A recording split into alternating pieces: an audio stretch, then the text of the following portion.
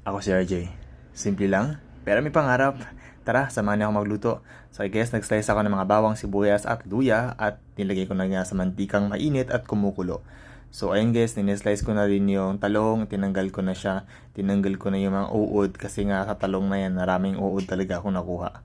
So anyway, nakita nyo kanina yung giniling. Di ko alam guys kung tama, paki-correct na lang ako kung tama yung ginawa ko. Hinugasan ko yung giniling guys.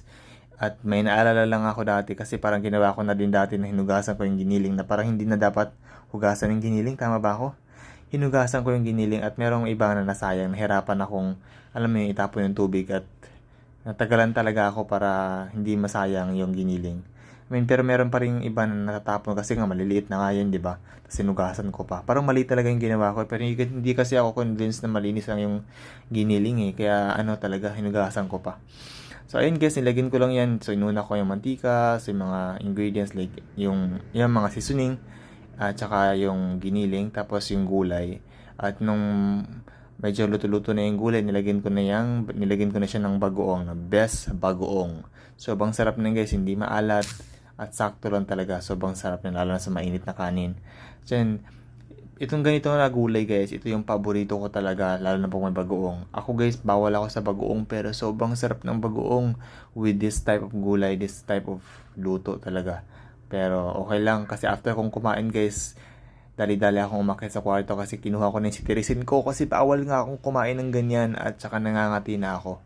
Pero okay lang kasi alam naman natin, di ba, na sa may mga allergy sa pagkain, ano yung talong, taka bagoong, bawal sa atin yan. Pero yun, may gamot naman tayo, kaya sige lang, kain lang.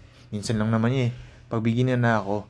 Alam ko hindi rin maganda yun guys eh. Lalo na pag always ka na nang uminom ng gamot. Nakakasira rin kasi ng kidney yan. Pero masarap naman kasi. Minsan lang naman at masustansya naman yung gulay, di ba?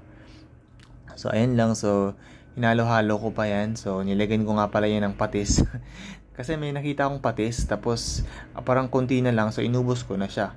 So, actually, pag hindi ko pa nakita yung patis, hindi ko naman siya lalagyan eh. Pag nilagyan ko siya ng patis, kaya alam naman natin na bagoong may lasa na at matimpla na yun. Pero nilagyan ko pa rin siya ng patis at saka bagoong. So, ayan.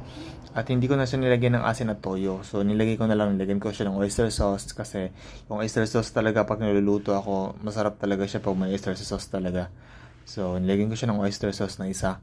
Tapos, nilagyan ko siya ng bagoong at saka yung patis para medyo may mga ano naman, maalat-alat na may toyo na maasim-asim, gano'n.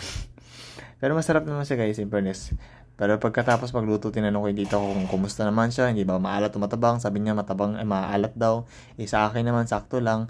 Ganun talaga yung buhay. May mga iba talaga na iba-iba talaga yung panlasa. Minsan naman, kahit maalat na sa'yo, may iba naman matatabangan pa din, may iba naman na sakto lang. Kaya, depende sa tao yun. So, bahala na sila mag-adjust. Anyway, so ayun guys, yun yung first time talaga na mag-video ng ganito kasi, yun, gusto ko lang talaga mag-cooking show na to.